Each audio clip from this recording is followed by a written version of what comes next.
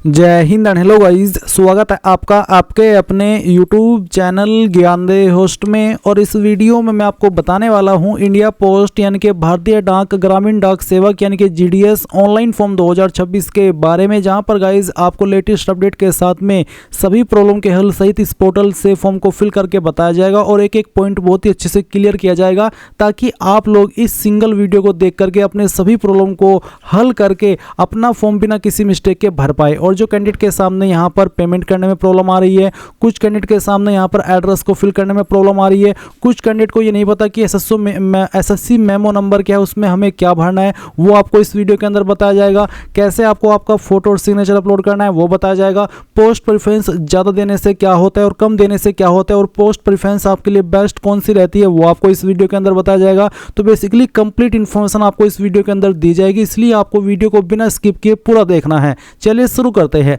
अगर आपने अभी तक वीडियो को लाइक शेयर नहीं किया हो तो कर देना, आपको आपकी माँ की कसम है। और चैनल को जरूर सब्सक्राइब कर लेना, क्योंकि जब तक ये फॉर्म का प्रोसेस कंप्लीट नहीं हो जाता और मेरिट लिस्ट जारी नहीं हो जाती तब तक आपको यहाँ पर इसके बारे में सभी अपडेट दिए जाएंगे। अब चलिए पॉइंट पर आते हैं। गाइज, मैंने आपको इस वीडियो के डिस्क्रिप्शन में हमारी ऑफिशियल वेबसाइट jobsgyan.in का लिंक दिया है। ये लिंक भी ओपन करना अनिवार्य है, क्योंकि जब आप इसको ओपन करेंगे तो आपको जानने को मिलेगा कि भर्ती आपकी 28,000 प्लस पोस्ट पर निकाली गई है। एंड गाइज, आप लोग इसके फॉर्म 14 फरवरी 2026 तक भर सकते हैं। 14 फरवरी 2026 तक आप आपके रजिस्ट्रेशन कर सकते हैं। अगर आपने 14 फरवरी 2026 तक अपना रजिस्ट्रेशन कर लिया और पेमेंट कर लिया तो गाइज फिर आपके पास 2 दिन एक्स्ट्रा होंगे अपना फॉर्म फाइनल सबमिट करने के लिए, यानी कि फिर आप 16 फरवरी 2026 तक अपना फॉर्म फाइनल सबमिट कर सकते हैं। इसके अलावा इसमें एज लिमिट आपकी 18 से 40 साल के बीच रखी गई है, जहां पर SC/ST कैंडिडेट को अलग से 5 साल की छूट और OBC को 3 साल की छूट दी जाएगी। सिलेक्शन इसमें सिर्फ और सिर्फ मेरिट के आधार पर किया जाएगा, कोई एग्जाम नहीं होगा, कोई इंटरव्यू नहीं होगा। जो आपकी 10वीं की परसेंटेज है उसको कंसिडर करते हुए एक सिस्टम जनरेटेड मेरिट लिस्ट बनेगी और जिसमें उसका नाम आएगा उन्हीं का सिलेक्शन किया जाएगा। फीस यहाँ पर जनरल OBC WS के लिए 100 है और SC/ST PWD इनके लिए कोई फीस नहीं है, ये फ्री में अप्लाई कर सकते हैं। साथ ही साथ जो ऑल कैटेगरी फीमेल है इनके लिए भी कोई फीस नहीं है। अब आप यहाँ पर ये जानेंगे कौन सर्कल के लिए कितनी वैकेंसी निकाली गई है। अप्लाई करने के लिए जैसे कि मैंने बताया कि 10वीं की योग्यता मांगी है। 10वीं में कुछ कंडीशन है। कंडीशन ये है कि जो 10वीं है उसमें आपके पास मैथमेटिक्स और इंग्लिश सब्जेक्ट होना चाहिए। तीसरी कंडीशन ये है कि गाइज जो भी आपकी स्टेट की लोकल लैंग्वेज है वो लोकल लैंग्वेज का सब्जेक्ट आपने 10वीं के अंदर या तो कंपलसरी सब्जेक्ट के रूप में पढ़ा हो या फिर इलेक्टिव सब्जेक्ट के रूप में पढ़ा हो, तभी आप फुल्ली एलिजिबल हो पाएंगे अप्लाई करने के लिए। फिर यहाँ पर आपको जानने को मिलेगा कि BPM पर कितनी सैलरी मिलेगी। अब ये जो GDS की पोस्ट है इसमें 2 तरह की पोस्ट आती है, 2 नहीं 3, एक होता है BPM, दूसरा है ABPM और फिर तीसरा डाक सेवक। इसमें आपको कितनी सैलरी किस पर मिलती है वो आपको यहाँ पर दिया गया है। ये सभी इन्फॉर्मेशन यहाँ पर हिंदी लैंग्वेज के अंदर है और मैंने एक इसके बारे में स्पेशल वीडियो भी बनाई हुई है। जब आप इस स्पेशल वीडियो को वॉच करेंगे, जैसे कि जो परमानेंट है या नहीं है, काम क्या करना होता है, सैलरी कितनी मिलती है, कितने परसेंटेज वाले फॉर्म भरे, इन सभी सवालों के आंसर इस वीडियो के अंदर बहुत ही अच्छे से दिए गए हैं, तो आप एक बार इस वीडियो को वॉच कर लेना। अब आपने यहाँ पर सभी इन्फॉर्मेशन जान ली। अगर आप इसमें अप्लाई करने के लिए एलिजिबल है और आपने ये फॉर्म नहीं भरा और आप ये फॉर्म बिना किसी मिस्टेक के सभी प्रॉब्लम के हल सहित भरना चाहते हैं, तो इंपॉर्टेंट लिंक के सेक्शन से अप्लाई ऑनलाइन लिंक ओपन करेंगे, आपके सामने ये वेबसाइट आ जाएगी। यहाँ पर आ जाने के बाद में गाइज सबसे पहले आपको क्लिक है टू रजिस्टर अप्लाई, इसके ऊपर क्लिक करना है। देन आपके सामने कुछ ऐसा इंटरफेस आएगा। अगर आपने पहले से रजिस्ट्रेशन कर लिया तो आप लॉगिन कर लेंगे, बट गाइज अगर आप बिल्कुल फ्रेशर है, आपने अभी तक इसके ऊपर रजिस्ट्रेशन नहीं किया, तो आप न्यू कैंडिडेट रजिस्ट्रेशन इसके ऊपर क्लिक करेंगे। देन आपके सामने इंटरफेस आएगा। यहाँ पर आप आपका मोबाइल नंबर डालिए जो कि आप रजिस्टर करना चाहते हैं। इसके बाद आप सेंड OTP इसके ऊपर क्लिक करेंगे। आपके इस नंबर के ऊपर एक OTP सेंड किया जाएगा, जो OTP आप यहाँ पर डाल करके वेरीफाई OTP पर क्लिक करेंगे और इस OTP को वेरीफाई कर देंगे। इसके बाद आपका मोबाइल नंबर वेरीफाई हो जाएगा। फिर आप सेम तरीके से अपना ईमेल एड्रेस डालेंगे और सेंड OTP के ऊपर क्लिक करेंगे। आपके ईमेल के ऊपर एक OTP जाएगा, जो OTP आप यहाँ पर डाल करके वेरीफाई OTP पर क्लिक कर देना। अब आप यहाँ पर नेक्स्ट के ऊपर क्लिक करेंगे। देन गाइज आपको आपकी रजिस्ट्रेशन की इन्फॉर्मेशन फिल करनी है। तो एप्लीकेंट नेम के अंदर जो भी आपका नाम 10th के सर्टिफिकेट के अंदर है वो नाम आप यहाँ पर पूरा लिख देंगे। फिर डेट ऑफ बर्थ आपकी क्या है वो डेट ऑफ बर्थ आपको यहाँ पर देनी होगी। पहले आपका मंथ सेलेक्ट कर लीजिए, फिर यहाँ पर जो भी आपका ईयर है बर्थ का वो भी आपको आपको सिलेक्ट कर लेना है। इसके बाद गाइज आप यहाँ पर डे सेलेक्ट कर लेंगे। देन आपको यहाँ पर आपका जेंडर सेलेक्ट करना है, जैसे कि मेल, फीमेल या फिर ट्रांसजेंडर मेल या ट्रांसजेंडर फीमेल, जो भी है आपका जेंडर वो आप सेलेक्ट कर लेना। उसके बाद फादर्स गार्जियन नेम, आपके जो पिताजी है उसका नाम आपको यहाँ पर एंटर करना है। ये भी आप 10th के सर्टिफिकेट के अकॉर्डिंग फिल कर देंगे। फिर आपको यहाँ पर आपकी माताजी का नाम देना है, ये भी आपको यहाँ पर सेकेंडरी स्कूल यानी कि 10वीं के सर्टिफिकेट के अकॉर्डिंग ही भरना है। इसके बाद आती है कम्युनिटी, तो आपकी कास्ट कैटेगरी कौन सी है, जनरल यानी कि यूआर, ओबीसी, एससी, एसटी या फिर ईडब्ल्यूएस, जो भी आपकी कास्ट कैटेगरी है वो आप यहाँ पर सिलेक्ट कर लेना। इसके बाद आप कंप्लीट रजिस्ट्रेशन इसके ऊपर क्लिक करेंगे। देन गाइज जो भी इन्फॉर्मेशन आपने भरी है वो सभी आप यहाँ पर देखेंगे कि आपकी भरी जा चुकी है और आप देख सकते हैं under process, your registration has been initiated successfully, your registration number and password will be send to your registered mobile number, यानी कि 10 मिनट के अंदर आपको आपकी लॉगिन डिटेल मिल जाएगी। अब आप ओके कर दीजिए। ओके करने के बाद आप कैंडिडेट लॉगिन इसके ऊपर क्लिक कीजिए। देन आप प्रोसीड टू लॉगिन यहाँ पर क्लिक करेंगे। अब आपको यूजर आईडी के अंदर जो रजिस्ट्रेशन नंबर आपको मिला है मैसेज के माध्यम से वो आप यहाँ पर डालेंगे। यूजर आईडी आपका रजिस्ट्रेशन नंबर है, ना कि आपका मोबाइल नंबर और ना ही आपकी ईमेल आईडी। रजिस्ट्रेशन नंबर जो कि आपको भेजा जाता है मैसेज के माध्यम से वो आप यहाँ पर डालेंगे। उसके बाद में जो पासवर्ड आपको उसी मैसेज में मिला है जहाँ पर रजिस्ट्रेशन नंबर दिया गया है वो पासवर्ड आप यहाँ पर डालिएगा और लॉगिन के ऊपर क्लिक कीजिएगा। इसके बाद गाइज आपके रजिस्टर्ड नंबर पर ओटीपी सेंड किया जाएगा, वो ओटीपी आप यहाँ पर डालिएगा। कभी कभी ओटीपी आने में देर हो जाती है क्योंकि वेबसाइट के ऊपर इतनी संख्या में कैंडिडेट विजिट करते हैं जिसके चलते सर्वर डाउन हो जाता है, तो आपको परेशान नहीं होना है, थोड़ा सा वेट कर लेना है। और जैसे ही ओटीपी मिल जाए तो आप वेरीफाई एंड लॉगिन इसके ऊपर क्लिक कर देंगे। देन गाइज आपके सामने यहाँ पर कुछ ऐसा इंटरफेस आ जाएगा।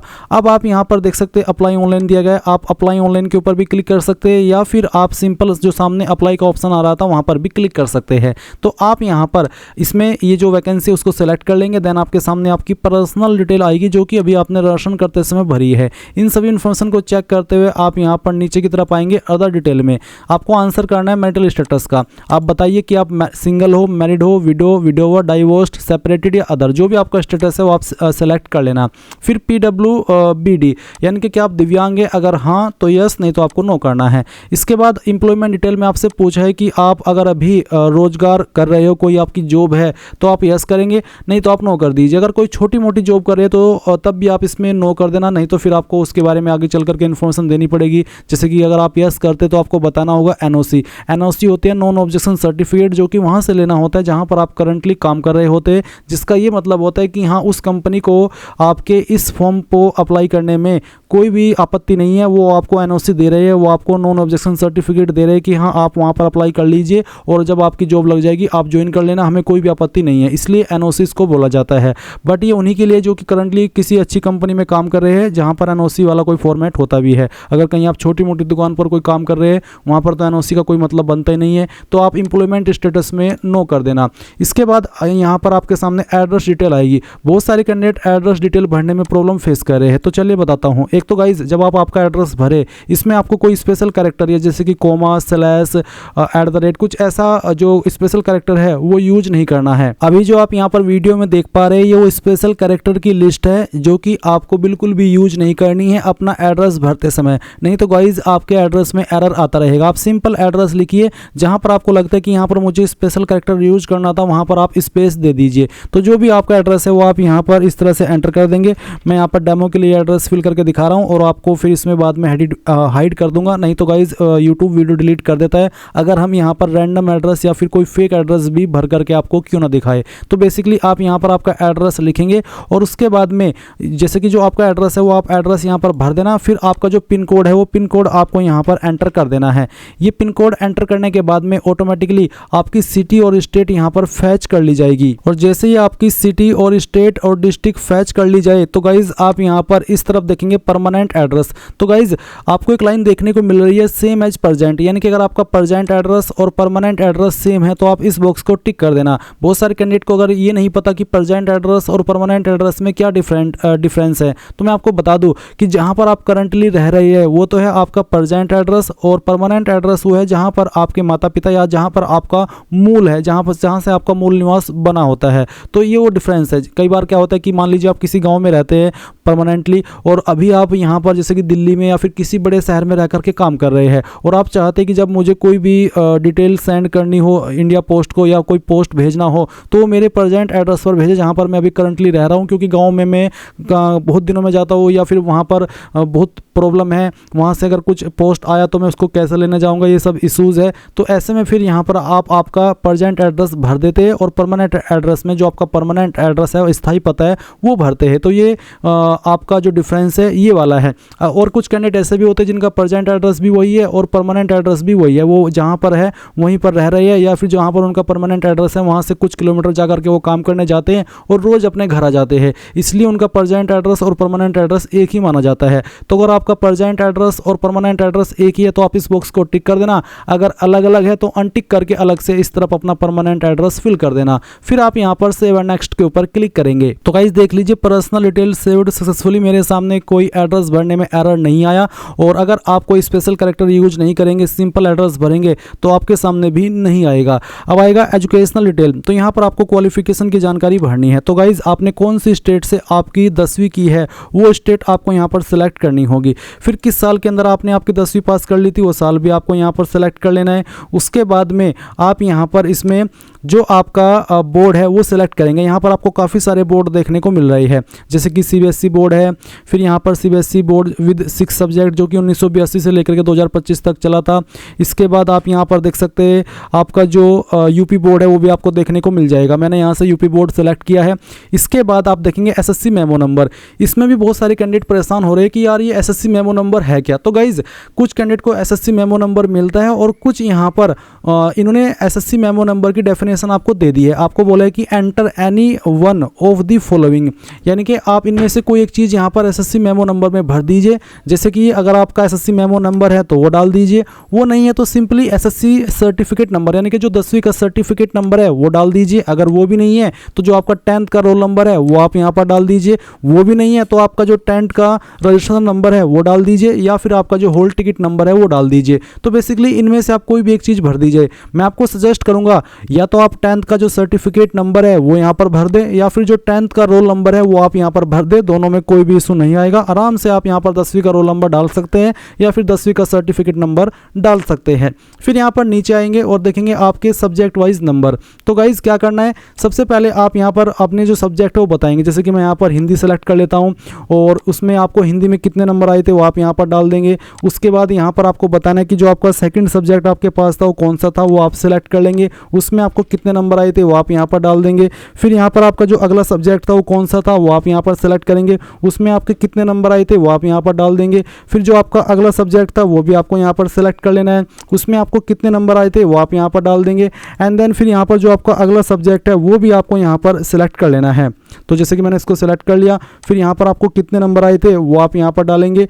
एंड देन जो आपका अगला सब्जेक्ट है वो भी आपको यहाँ पर सिलेक्ट करना होगा और जो आपके उसमें नंबर आए थे वो भी आप यहाँ पर एंटर कर देंगे। इस तरह से आप यहाँ पर सभी सब्जेक्ट के नंबर भरेंगे, चाहे 5 थे चाहे फिर 6 थे। फिर नीचे आपको एक लाइन देखने को मिलेगी सब्जेक्ट पास्ट मैथमेटिक्स इंग्लिश और बोथ एज एडिशनल सब्जेक्ट।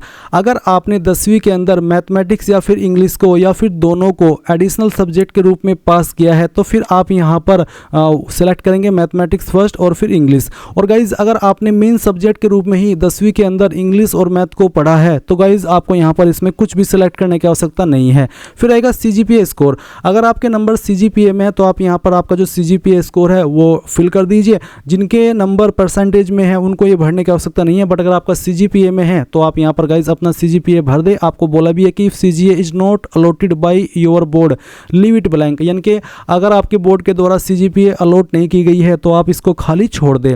फिर सवाल आता है कि have you studied any additional language other than the ones mentioned above, यानी कि जो आपकी लोकल लैंग्वेज है आपकी स्टेट की वो तो आपने पढ़ी ही है, क्या आपने उसके अलावा भी कोई अन्य लैंग्वेज पढ़ी है। जैसे कि यहाँ पर है this may be from the same board in another year exam और फ्रॉम ए डिफरेंट बोर्ड। ये आपकी कोई सी भी लैंग्वेज हो सकती है जो कि आपने अन्य बोर्ड से की हो या फिर अन्य एग्जाम के अंदर की हो। अगर पढ़ी है तो यस कर दे, और यस करने पर आपको यहाँ पर बताना होगा कि कौन से स्टेट से पढ़ी है, फिर ईयर ऑफ पासिंग आपका बोर्ड। अगर आपने नहीं पढ़ी तो सिंपली यहाँ पर नो कर दीजिए। आपको ज़्यादा इसमें घुसने की आवश्यकता नहीं है, नहीं तो टेंशन ही बढ़ेगी। अब आप यहाँ पर नीचे आइए, सेव एंड नेक्स्ट के ऊपर क्लिक कर दीजिए। इसके बाद आप देखेंगे कि ये इन्फॉर्मेशन भी आपकी सेव हो चुकी है। अब आपको यहाँ पर इसमें देखने को मिलेगा पोस्ट प्रेफरेंस का ऑप्शन। अब इसमें भी बहुत सारे कैंडिडेट कंफ्यूज होते हैं। तो सबसे पहले तो आप यहाँ पर जो आपका सर्कल है वो सेलेक्ट कर ले। ये सिलेक्ट करने के बाद में अब आपको डिवीज़न सेलेक्ट करना है। गाइज आप क्या करिएगा, आप इस वेबसाइट पर जहाँ से आपने फॉर्म भरना स्टार्ट किया था, यहाँ पर वैकेंट पोस्ट के सेक्शन में आइएगा, अपना सर्कल सेलेक्ट कीजिएगा, फिर अपना डिवीज़न सेलेक्ट कर लेना, जैसे कि मैं यहाँ पर आपको सिलेक्ट करके दिखा रहा हूँ। उसके बाद में यहाँ पर आपको देखने को मिलेगा कि कौन से ऑफिस के अंदर कौन सी पोस्ट खाली है, उस पर आपको टीआरसी कितना मिलेगा और वो किस कैटेगरी के लिए यहाँ पर रखी गई है। जैसे कि कुछ सीट यूआर के लिए है, कुछ सीट यहाँ पर एससी के लिए। तो ऐसे में यहाँ पर वो सीट आपको देखनी है जहाँ पर आपको लगता है कि यहाँ पर कम कंपटीशन होगा। अगर मैं इस वाली सीट को प्रेफरेंस के रूप में दूँ, उससे क्या होगा, उससे गाइज आपके अगर आपकी कम परसेंटेज भी 10वीं के अंदर हुई तो आपकी कम परसेंटेज पर भी चांस बन जाएगा सिलेक्ट होने का। इसलिए आपको ये ध्यान देना है कि कौन से बीओ के अंदर जो यहाँ पर ऑफिस दिया गया है उसमें आपका चांस बन सकता है सिलेक्ट होने का। तो आप क्या करेंगे, वही यहाँ पर आप सिलेक्ट कर लेंगे। चलिए मैं यहाँ पर ये सिलेक्ट कर लेता हूँ। अब जैसे मैंने सिलेक्ट किया, अब यहाँ पर मेरे सामने जो प्रेफरेंसेस है वो आ चुकी है। 15 प्रेफरेंसेस में यहाँ पर मैक्सिमम दे सकता हूँ। तो आपको यहाँ पर आपकी चॉइस के अकॉर्डिंग जो चीज़ मैंने अभी आपको बताई है उसके अकॉर्डिंग इनको प्रेफरेंस के रूप में दे देना है। जिसको आपको पहले नंबर पर रखना है उसको आपको पहले सेलेक्ट करना है, जिसको आपको दूसरे पर रखना है उसको आपको दूसरे नंबर पर सेलेक्ट कर लेना है, जिसको आपको तीसरे पर रखना है उसको तीसरे पर। इस तरह से आप यहाँ पर इन सभी प्रेफरेंसेस को दे पाएंगे। जितने भी ऑप्शन आपके सामने प्रेफरेंस देने के आ रहे हैं, चाहे वो 10 हो चाहे 15 हो, वो आप यहाँ पर सभी दे दीजिएगा, क्योंकि जितनी ज़्यादा प्रेफरेंस होगी उतना ही ज़्यादा आपका चांस बनेगा सिलेक्ट होने का। वो इसलिए क्या होता है कि मान लीजिए आपने 10-15 प्रेफरेंस दे दी है, तो ऐसे में जो 10 प्रेफरेंसेस है वहाँ पर तो और कैंडिडेट का सिलेक्शन हो गया और बाकी के जो 5 है वहाँ पर कम कंपटीशन है। तो ऐसे में फिर जो आपका परसेंटेज अगर कम भी हुआ तो उसमें आपको तब भी सिलेक्शन मिल जाएगा, क्योंकि आपकी भले ही परसेंटेज कम हो बट वहाँ पर जिनकी हायर परसेंटेज थी उन्होंने उसको प्रेफरेंस के रूप में नहीं दिया, तो फिर वो सीट खाली रह गई। तो ऐसे में फिर जिनकी परसेंटेज कम थी उनको वहाँ पर वो सीट मिल जाएगी। तो इसका ज़्यादा प्रेफरेंस देने का ये फ़ायदा होता है। आपने यहाँ पर सभी प्रेफरेंसेस दे दी अपनी चॉइस के अकॉर्डिंग। अब आप नीचे की तरफ आएंगे और सेव एंड नेक्स्ट के ऊपर क्लिक कर देंगे। इसके ऊपर क्लिक करने के बाद आपके सामने डिक्लेरेशन आएगा। अब आपको फोटो और सिग्नेचर अपलोड करना है। तो यहाँ पर गाइज जो आपका फ़ोटो है वो आप अपलोड करेंगे। जहाँ पर भी आपकी फ़ोटो फाइल है उसको सेलेक्ट कीजिए। मैं आपको यहाँ पर फ़ोटो फाइल अपलोड करके दिखाता हूँ। मैंने यहाँ पर ये फ़ोटो सेलेक्ट कर लेता हूँ। फ़ोटो सेलेक्ट किया, इसको ओपन किया। ओपन करने के बाद देख लीजिए कि फ़ोटो यहाँ पर आ चुका है, कोई एरर भी नहीं आया। उसके बाद आप यहाँ पर सिग्नेचर सेलेक्ट करेंगे। जहाँ पर भी आपकी सिग्नेचर की फाइल है वो फाइल आप यहाँ पर सेलेक्ट कीजिए और इसको ओपन कीजिए। जैसे आप यहाँ पर सिग्नेचर सेलेक्ट कर लेंगे आपका सिग्नेचर इस तरह से आ जाएगा, जैसे कि आप वीडियो में देख सकते हैं। अगर सिग्नेचर यहाँ पर नहीं आ रहा है तो इसका मतलब है कि वो आपका दिए गए इंस्ट्रक्शंस के अकॉर्डिंग नहीं है। सिग्नेचर का साइज 20 से 100 KB के बीच में रखा है और जो उसका डायमेंशन प्रीफर आपको किया गया 300x120 पिक्सल किया गया है। तो ये चीज़ें आपको ध्यान में रखनी होगी जब आप अपना सिग्नेचर अपलोड कर रहे हो। और वैसे यूट्यूब के ऊपर आपको काफ़ी सारी वीडियोज़ भी मिल जाएगी कि इंडिया पोस्ट के अंदर सिग्नेचर कैसे बनाएं। अगर आपको नहीं मिल रही है तो आप कमेंट कीजिए, मैं एक स्पेशल वीडियो बना दूंगा फोटो सिग्नेचर कैसे बनाना है और कैसे अपलोड करना है। अब आप डिक्लेरेशन में यहाँ पर आएंगे, इसके ऊपर टिक करके आपको प्रीव्यू इसके ऊपर क्लिक करना है। देन गाइज जो भी जानकारी आपने अभी तक भरी है शुरू से लेकर वो आपके सामने है। सभी इन्फॉर्मेशन यहाँ पर डबल चेक कर लीजिए और अगर आपको लगता है कि कोई जानकारी गलत हो गई है तो एडिट एप्लीकेशन के ऊपर क्लिक करके उसको एडिट कर लेने, तो आप सबमिट एप्लीकेशन के ऊपर क्लिक कर देंगे। इसके बाद आप यहाँ पर यह सबमिट इसके ऊपर क्लिक करेंगे। देन आपको यहाँ पर पेमेंट किस माध्यम से करना है वो सेलेक्ट कर लीजिए। अगर आपको यूपीआई के माध्यम से करना है तो यूपीआई सेलेक्ट करके क्लिक है टू पे दी फीस इसके ऊपर क्लिक करेंगे। देन आपके सामने यहाँ पर पेमेंट को पे करने का ऑप्शन आ जाएगा। अब आप प्रोसीड टू पेमेंट इसके ऊपर क्लिक कीजिए।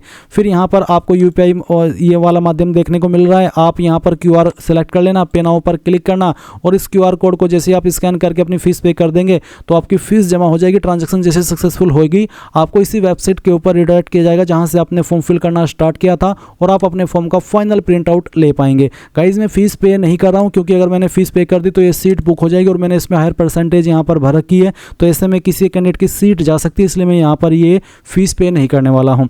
तो अगर आपको फीस पे करने में कोई इशू आए आप कमेंट के माध्यम से पूछ लीजिएगा। और ये था आपका कंप्लीट प्रोसेस इंडिया पोस्ट का सभी प्रॉब्लम के हल सहित। आई होप आपको पूरी जानकारी समझ आई होगी। अगर अभी भी कोई सवाल डाउट हो तो कमेंट के माध्यम से पूछ लेना और सभी कैंडिडेट को all the best and thanks for watching. जय हिंद।